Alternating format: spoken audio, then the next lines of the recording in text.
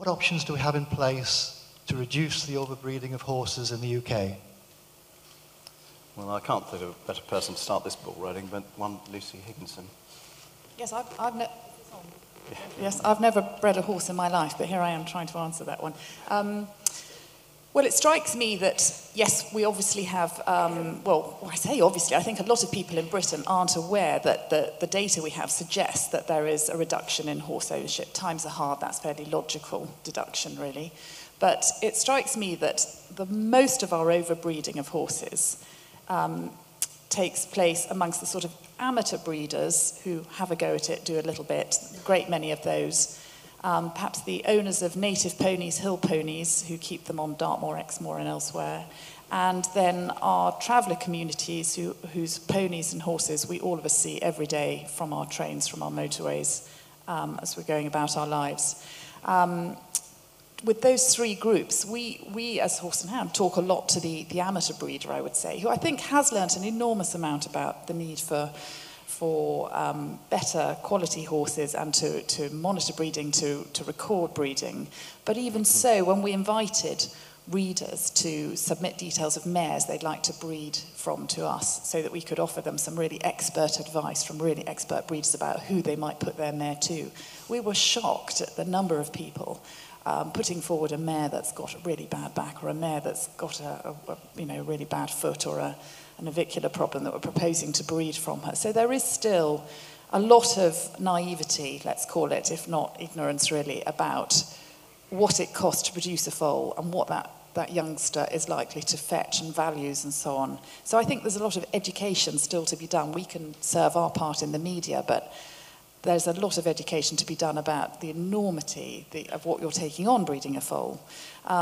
In the native pony world, I think a lot of work has been done to reduce numbers and improve the quality of New Forest ponies, Welsh ponies and so on. There's still a surplus. We looked into this a year ago. We sent a member of our news team who's here today, spent a lot of time at native pony sales looking at values and the surpluses and the attitude of people who own and run those ponies. They love doing it. One of them told us is what they do instead of going to the pub. It's their thing, trying to produce a really cracking native pony.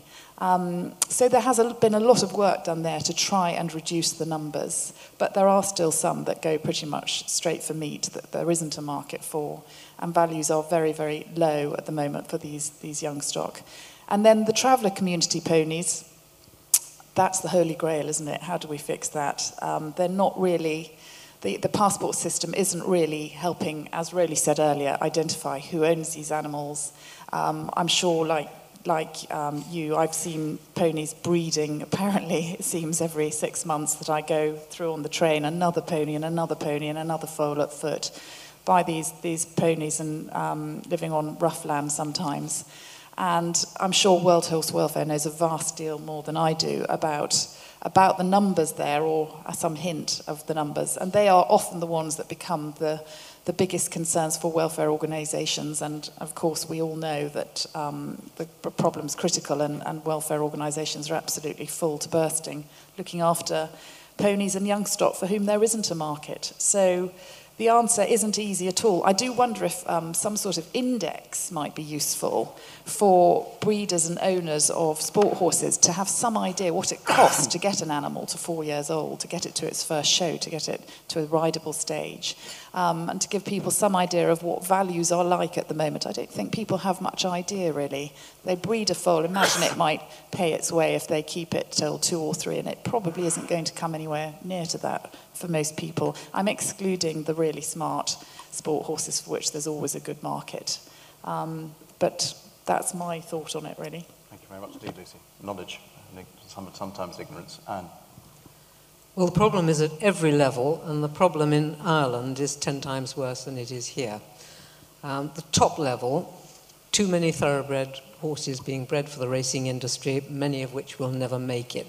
And I think a lot of us are aware at the moment that there are thoroughbred horses out of racing yards, out of breeding establishments, or ones that have never gone into training, which are being offered to anyone who will take them, and it's an almost impossible job to do so. And yet the prices at the top end, at the sales recently, have been sky high. So the message to the thoroughbred industry is that there's no point in breeding the rubbish, which seemed to be done for years and has gone on being done recently. And I think the prices alone will control that. Next layer down are people like me who, when the hunter goes lame, put it in foal. And I'm on the 3rd generation now of my own homebred horses. But I'm not going to do it anymore because I've learnt. And I've learnt that you don't breed from however fond you are of the mare and however good she was unless you've got a job for that horse to do. And unless you are confident that either you or someone else will want that horse at the end of it, you shouldn't do it. And I've got a very sweet mare at the moment who's just asking to be retired, but she's not going to be having any foals because I don't know that there's going to be anyone who'll want, however good her offspring are, in 4 years' time.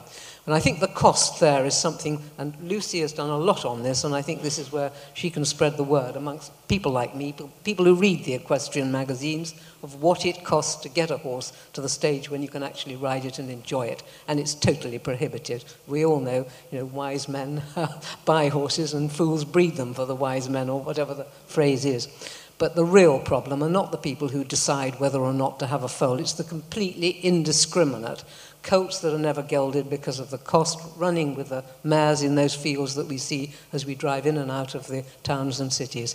How we deal with that, I don't know, and I'm looking forward with great interest to the talk we're going to have later on about the horses amongst the travelling community. I mean, they're not necessarily owned by travellers, but there are a huge number of horses in this country, poor conformation, no value, which are really sitting waiting until the meat trade has some opening for them. And that's the area. I don't know how you deal with it, and I hope I'm going to learn more later on. Yeah. So you think we've got too much stock in this country? I think we have too many horses that have no job, and a lot of horses that should never, frankly, have seen the light of day because we haven't been sufficiently discriminating in the horses we bred from. Yeah. Very good point. Will? Well, I completely agree. The last time I said this, I got castigated at Cirencester by a young lady, and I basically said, if you breed from a yak, you get a yak, and I think that's kind of part of the problem. But I suppose if we're going to sort of be slightly controversial, if you start with a clean piece of paper, you'd unify the breed societies, you'd have one passport issuing office, you'd certainly have a replacement for the National Equine Database that Rowley covered so accurately earlier. And if we look at the strength of some of the stud books on mainland Europe, in France, in Germany, and especially in Sweden, and should we be considering introducing legislation, use a dreadful word, where all stallions and mares have to be graded? Now, I know that's, probably looking too far, but that should be perhaps what we're tending towards, because I don't know if it's that we're breeding too many, but we're certainly breeding too many of too low a quality. Yeah. Paul, thoroughbred comment there. Yeah, quite a punchy opening salvo, wasn't it, from Anne? So perhaps I'll just deal in the facts of thoroughbred racing. The facts are quite simply that over the last 5 years, the numbers of foals registered has fallen by about 30%, from roughly 6,000 down to 4,200.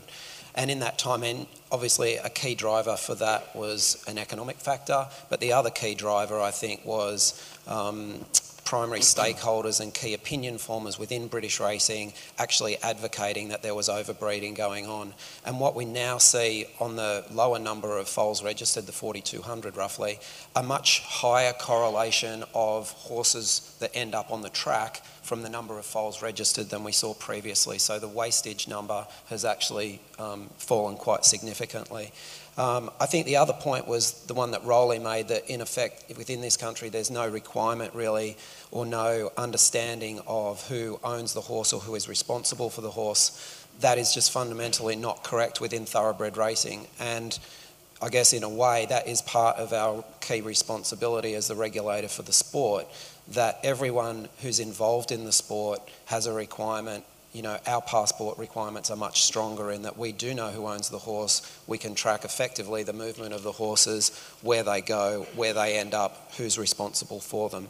And quite obviously that's a responsibility that we take seriously, not just from a racing perspective, but from a welfare perspective. Thank you very much, Steve. Well, we don't have any time for questions on this particular one, but there is a question mark really where the knowledge of the end user might be brought into question here. We're just not as knowledgeable about horses as perhaps we were 30, 40 years ago, and that may be sort of helping to make it a bigger problem than we think.